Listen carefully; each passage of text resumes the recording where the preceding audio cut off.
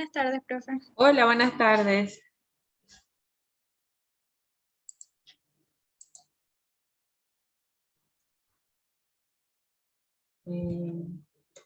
Vamos a ver la anemia hemolítica aloinmune.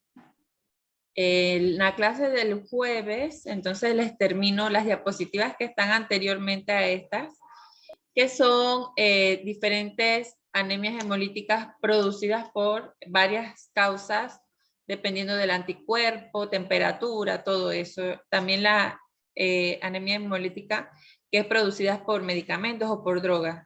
Hoy vamos a ver la anemia hemolítica producida entonces de forma aloinmune, y es la enfermedad hemolítica feto-neonatal, así le llaman en muchos países. En Panamá estamos más acostumbrados al término de enfermedad hemolítica del recién nacido. Pero aquí este término incluye tanto la vida fetal como cuando ya el bebé nace, el niño nace. Entonces, esta es una enfermedad inmunológica de carácter inmune, aloinmune porque están implicados entonces anticuerpos que tienen que ver con la madre, con la progenitora, y aquí la sobrevida de los eritrocitos del feto está acortada porque hay producción de anticuerpos maternos que van a pasar a través de la placenta. Ya sabemos que son de origen IgG o de tipo IgG, y ellos van a ser producidos o van a ser la estimulación, la producción de ellos se va a ver estimulada por la presencia de antígenos de origen paterno que están presentes en los eritrocitos del feto. Se han reportado numerosos tipos de aloanticuerpos contra los antígenos fetales eritrocitarios que causan entonces la enfermedad hemolítica de recién nacido. Los que nosotros tenemos o manejamos más frecuentemente en el banco de sangre tienen que ver con el sistema ABO y el RH, pero si el feto presenta otro tipo de antígenos de otros sistemas en donde la madre va a carecer de ellos, entonces también se puede presentar ese tipo de aloanticuerpos. En la enfermedad producida entonces por el sistema RH va a ser severa en cuanto la estimulación se vaya a dar por el antígeno del feto a la madre, ¿no? Entonces es el más inmunógeno, es muy fuerte entonces la sensibilización, pero recuerden que él solito no produce, perdón, él se ve acompañado también de otros antígenos como el C mayúscula, el E mayúscula, aunque van a estar en menor grado. Por sí solo, al igual que el D, el anticuerpo anti-C minúscula va a producir entonces una enfermedad severa.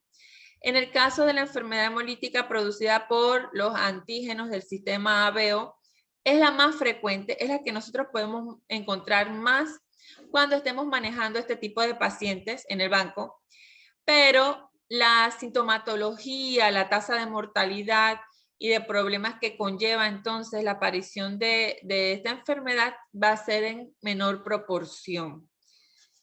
A ver, ¿qué más? Entonces tenemos, por ejemplo, otro tipo de anticuerpos, como por ejemplo los antiquel, que en este caso no tienen que ver directamente con la ruptura o la lisis de los glóbulos rojos en el feto, sino que, por ejemplo, el antiquel causa supresión de la eritropoyesis en el feto. Causa más la supresión que la destrucción de los glóbulos rojos. Entonces, podemos encontrar casos en los recién nacidos en donde la bilirrubina no va a ser alta porque no va a causar tanto la destrucción.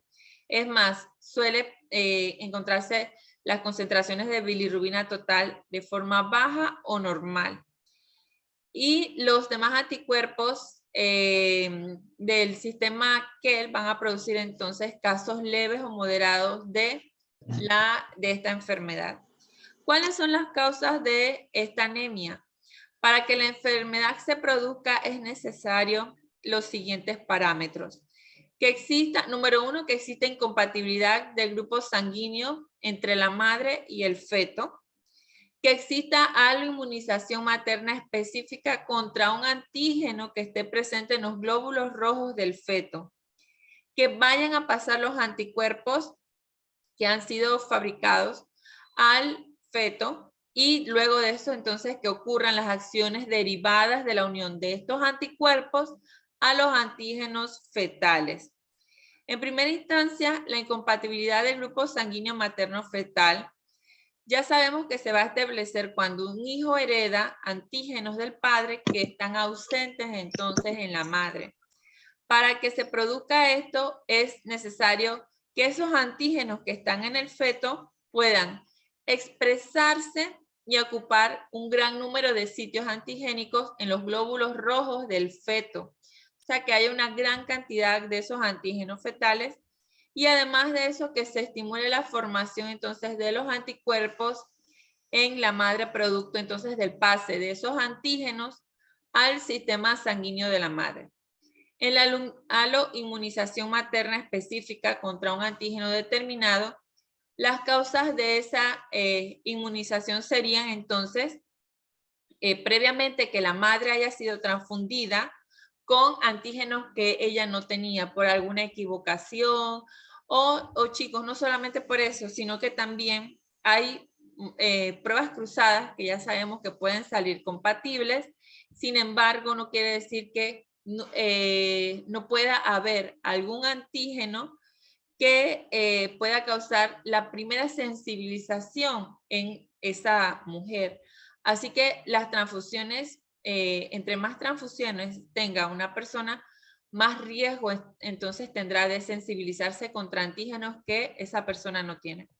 También los embarazos incompatibles o abortos, inclusive no solamente si han sido abortos, sino simplemente con el parir o tener los hijos, haber llevado un embarazo, más de un embarazo, 2, 3 embarazos, eso hace que la mujer tenga más probabilidades de tener exposición de antígenos fetales que en consecuencia van a ser, pueden producir algún grado de sensibilización entonces en la madre y allí vamos a tener entonces los anticuerpos preformados en la mujer que puedan entonces hacer que aparezca esta enfermedad en los fetos.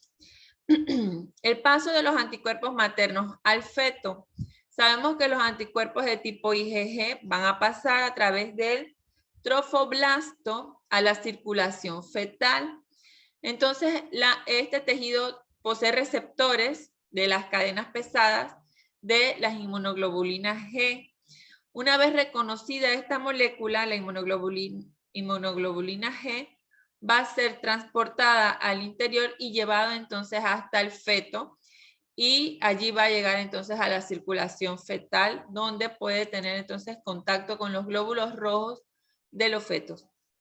Las acciones derivadas de la unión. Cuando ya existe entonces una unión de los anticuerpos maternos con los glóbulos rojos, entonces se pueden producir una serie de consecuencias producto de esta unión. Mecanismo de destrucción de los eritrocitos por los receptores de los macrófagos. Va a haber entonces una hemólisis extravascular cuando en el vaso se van a dar la lisis excesiva de los glóbulos rojos. También se puede activar el sistema de complemento, puede causar una hemólisis intravascular y causar entonces, por medio de la opsonización, causar entonces la ruptura de los glóbulos rojos.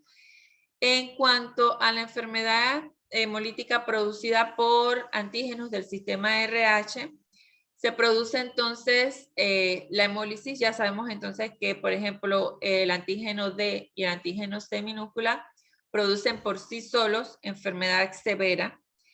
Y al tener el feto una gran manifestaciones clínicas como por ejemplo la ruptura severa de los glóbulos rojos, lo que va a hacer el vaso y el hígado es compensar esa destrucción con la producción de eritrocitos al estar estimulados estos órganos por la lisis de los glóbulos rojos, entonces van a causar un aumento en ellos, y eso es lo que se denomina hepatoesplenomegalia. Van a estar aumentados estos dos órganos.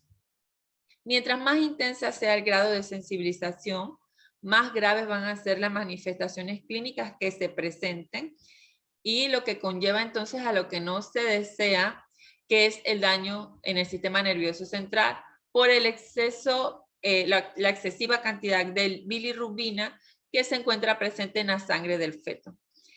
El grado de anemia en la enfermedad producida por el sistema RH va a depender entonces de la capacidad que tenga la médula ósea del recién nacido de producir los eritrocitos en respuesta entonces a la pérdida o a la lisis de los glóbulos rojos del feto.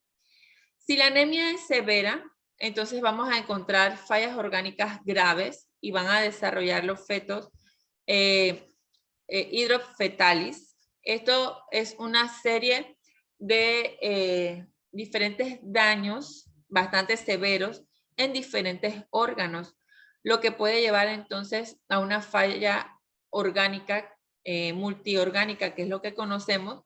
Van a tener fallo cardíaco, van a verse, como les digo, afectados órganos como el hígado, vasos, riñones, ¿qué más? Van a causar obstrucción entonces de las venas umbilicales. Puede haber entonces una hinchazón generalizada en el feto, acumulación de líquido acítico, que es el que rodea los órganos internos, derrame pericárdico y derrame pleural. Entonces estamos viendo que no solamente tiene que ver con el sistema nervioso, sino que origina la severidad de la enfermedad, origina entonces fallas en otros órganos, lo que conlleva entonces a la muerte del el feto. Muchas veces llegan a nacer y ya tienen tanto daño en los diversos órganos que pueden sobrevivir un par de horas, un par de días, pero es bastante complicado. La ictericia, cuando esta es una manifestación clínica muy común en los recién nacidos que presentan esta enfermedad hemolítica. Cuando nacen los bebés, ellos no están amarillitos, no tienen la bilirrubina alta, sino normal, porque la madre, el hígado materno, compensa entonces la depuración de la bilirrubina fetal. Pero una vez que no tienen ese soporte de este órgano, entonces van a aparecer la acumulación de bilirrubina dentro de las primeras 24 horas. Se va a ver entonces el punto máximo entre el día 2, 3, más o menos 4 de los recién nacidos que no han sido tratados. Por eso se les dice entonces a las madres que coloquen también a los bebecitos en horas tempranas de la mañana para que el sol ejerza entonces su acción física sobre la bilirrubina. Pero hay que estar muy pendientes, chicos, cuando tenemos bebés en la familia. Pues siempre hay que andarlos vigilando porque ellos se les nota la acumulación de la bilirrubina en la carita, en los ojitos, las palmas de las manos están pálidas. Entonces, siempre hay signos que tú notas que donde los bebés no es, por más uno, como se dice, primerizo, que no tengas conocimiento de un bebé, siempre va a haber algo que tú notes que es algo anormal. Porque a los niños cuando nacen no se les va a estar haciendo todos los días una bilirrubina. Así que la madre tiene que, y el familiar que está al cuidado del bebé tiene que entonces darse cuenta de estos signos que no son normales, estas características no son normales. Hay que llevar al niño o al recién nacido al hospital para que le realicen entonces si se ven alguna de estas manifestaciones como ictericia, que se atienda para monitorear la bilirrubina. Dentro de las pruebas de las pruebas que se le realiza, ya les había dicho la vez pasada, que se le realiza a los recién nacidos cuando nacen, está el calcio, la bilirrubina, la glucosa, el CUMS directo y el tipaje directo. Entonces, ahí se dan cuenta muchas veces los médicos de ciertas manifestaciones, entonces, clínicas que pueda tener con respecto a la enfermedad. En la etapa prenatal, el médico puede llevar entonces un expediente de la madre para conocer la historia clínica de ella. Si ha tenido partos anteriores que hayan tenido este tipo entonces de enfermedad, si ha habido alguna incompatibilidad. Si algún hijo que haya tenido o el que se está gestando ha tenido ictericia después de las primeras 24 horas de nacido, si ha tenido abortos en el primer trimestre de embarazo, lo que indica que puede haber una incompatibilidad de este tipo inmune. Entonces, si la madre ha sido transfundida en algún momento, todas estas, este estudio que le hace entonces de la historia clínica que le hace el médico a la madre es muy importante para que pueda entonces tener una idea. También se le hace un estudio prenatal entonces a la madre o a la pareja muchas veces también donde se necesita conocer el sistema, el grupo sanguíneo ABO y RH de la madre y el padre. La determinación entonces de diversos antígenos eritrocitarios. Eso es dependiendo entonces de lo que diga los diferentes documentos que estén aprobados en el país. Pero sí, cuando hay un conocimiento previo de una madre que ha sufrido abortos y abortos seguidos sobre todo, hay que hacerse un estudio minucioso por una posible incompatibilidad de este tipo. En el tratamiento de la paciente aloinmunizada, o sea, de la paciente que ya presenta inmunización, aloinmunización, o sea que ella ya tiene, ya produce este tipo de anticuerpos contra antígenos fetales. Hay dos medidas que son muy relevantes, muy beneficiosas para la madre y que pueden disminuir entonces de forma drástica la severidad de la enfermedad feto-neonatal. La primera es la plasmaféresis. Habíamos hablado en la clase anterior que la plasmaféresis se le realizaba entonces se le podía realizar como medida terapéutica a personas que padecían algún tipo de enfermedad autoinmune. Recuerdan que necesitábamos entonces un médico especialista en venas que hiciera ¿cómo les digo? Que colocaran el catéter, los catéteres que van en las venas subclavia, en la yugular, hicieran esa conexión para poder conectar entonces la máquina que hace la plasmaféresis a esos pacientes. Este es uno de los casos en donde se podría realizar esa plasmaféresis. Aquí estamos hablando de que la paciente está embarazada, se le hace eso, se le retira plasma de ella, pues, y se le puede ingresar plasma de donantes o algún suplemento que pueda entonces coloidal de este tipo que pueda entonces restablecer la volemia. Se le puede hacer eso a esa paciente para disminuir la aparición de la enfermedad feto-neonatal. Y la otra sería la administración de gamma globulina intravenosa. Este tipo de anticuerpos de tipo IgG que van a causar entonces que ocurra una inmunomodulación de las células B, sobre todo de la madre, lo que hace que ocurra una supresión de las células plasmáticas maternas en la producción de los anticuerpos de tipo IgG para esos antígenos fetales.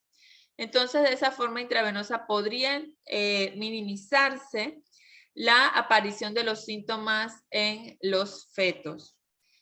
Ya cuando el feto nace con este tipo de enfermedad, se pueden realizar varios tratamientos. El primero sería la exsanguinotransfusión, que es el tratamiento a elección. Dependiendo de qué, chicos, dependiendo de el CUMS directo, por supuesto que ya aquí ha salido positivo, pero dependiendo entonces del título del CUMS directo. También depende de la concentración de la bilirrubina. Concentraciones altas de bilirrubina pueden causar entonces un daño severo sobre el sistema nervioso del recién nacido. Así que lo que se realiza es este tratamiento en donde se extrae de a poco. Esto es un procedimiento que se realiza en un periodo de tiempo no muy corto y el médico va a extraer por la conexión umbilical la sangre del bebé que tiene entonces los anticuerpos maternos o están sensibilizados y va a ingresar para compensar la sangre extraída la misma cantidad de sangre compatible con él y que por supuesto no tenga entonces estos factores. Lo que se hace entonces es eliminar estos hematíes sensibilizados, reduce también la carga de la bilirrubina y el bebé es el tratamiento de elección. El bebé mejora increíblemente por este tratamiento. La fototerapia también se le practica a los recién nacidos, pero cuando los síntomas, las concentraciones, los títulos son relativamente bajos, se pueden controlar. O más que nada, la fototerapia se realiza cuando las causas de la hemólisis no son inmunológicas, sino más que nada algún tipo de inmadurez en el órgano. Y sí se ha visto que se disminuye, o sea, sí ayuda la fototerapia una vez que se le realice la exsanguinotransfusión, por supuesto que ayuda a mejorar entonces la sintomatología del recién nacido. Lo que tiene que ver con la inmunoprofilaxis sería en las pacientes que todavía no están sensibilizadas.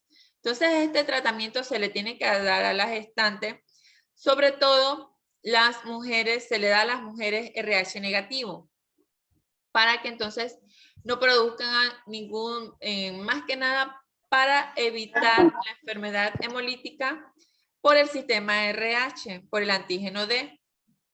Se va a dar entonces una inmunoprofilaxis con 2 dosis de inmunoglobulina G anti-D. Esta inmunoglobulina es de tipo intramuscular. La que veíamos para el tratamiento de la mujer sensibilizada es intravenosa. Sin embargo, esta es intramuscular. Se da una dosis dentro de las 72 horas después del parto, pero la primera dosis se va a pedir que la mujer se la administre a las 28 semanas de gestación.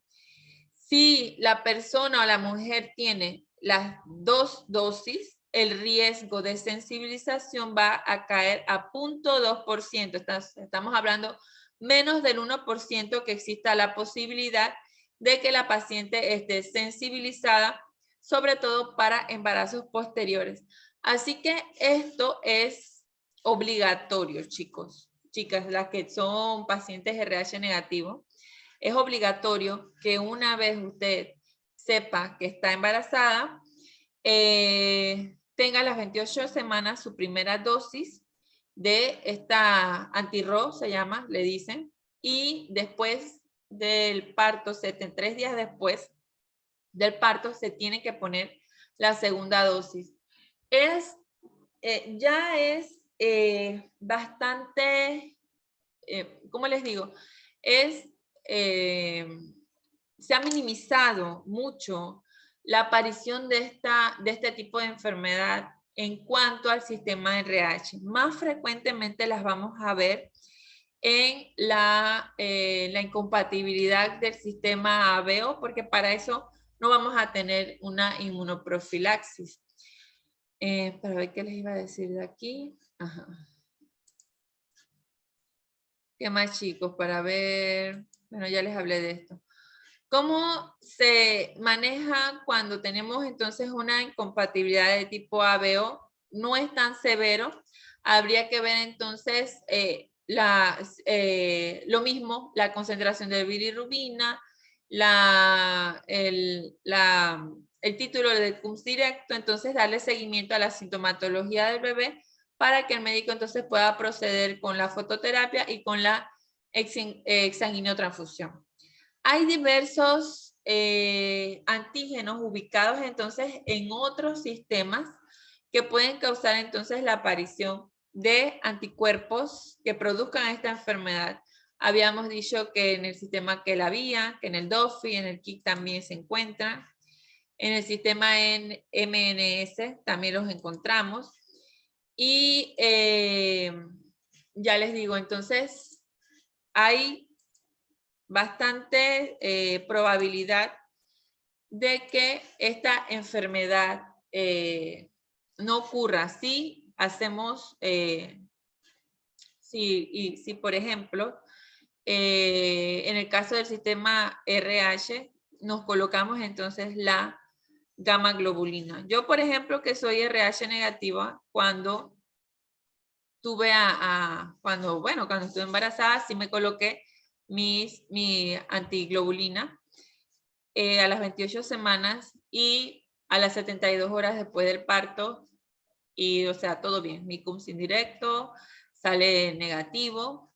Así que eso sí es, de a fuerza sí hay que hacer, si de repente uno no lo logra conseguir, aunque eso sí se encuentra en los hospitales, hay que comprarlo para poder entonces tener esa profilaxis. Aquí les voy a presentar, déjenme bajar el volumen porque hay un niño llorando. Aquí les voy a presentar un video de la exsanguinotransfusión. Los bebés, ellos van a ser sedados porque esto es un procedimiento que aunque se hace de forma rutinaria, porque existen entonces complicaciones como todo, hay que mantener entonces ciertos parámetros para evitar precisamente esas complicaciones. Va a haber, chicos, entonces una conexión en la vena umbilical. Entonces, allí en esa vena umbilical se va a conectar este sistema de llaves que tenemos aquí, en donde se va a extraer la sangre del bebé. Ahí la sangre está siendo eliminada. La sangre del bebé va a ser eliminada y posteriormente entonces se va a introducir sangre compatible con el bebé, que está por supuesto libre de todos estos factores inmunológicos.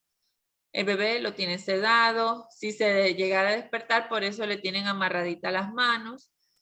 Él está conectado, todos los aparatos que le realizan el monitoreo vital, como por ejemplo de la presión, del corazón, él va a estar conectado allí y se le va a estar monitoreando entonces. Por eso se le saca la sangre de a poquito, para poder entonces que él no sufra drásticamente entonces un cambio en el equilibrio.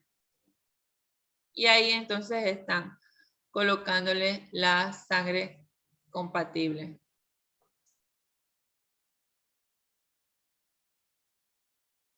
¿Qué sangre se le coloca? La sangre más recientemente donada, de menos de 72 horas de donación. Esa es la sangre ideal. Ahí está la colocación del catéter umbilical. Esa es la sangre a elección para estos casos de exsanguinotransfusión. Y ven que van a hacer una perfusión bastante lenta para que no ocurra entonces ningún cambio, sobre todo en el ritmo cardíaco del bebé. La temperatura también se la van a monitorizar.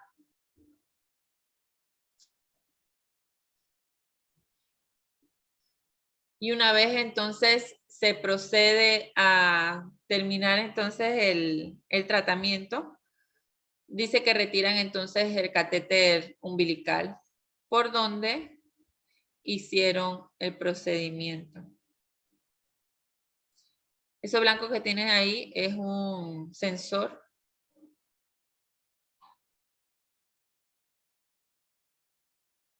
Y ahí está entonces el catéter umbilical.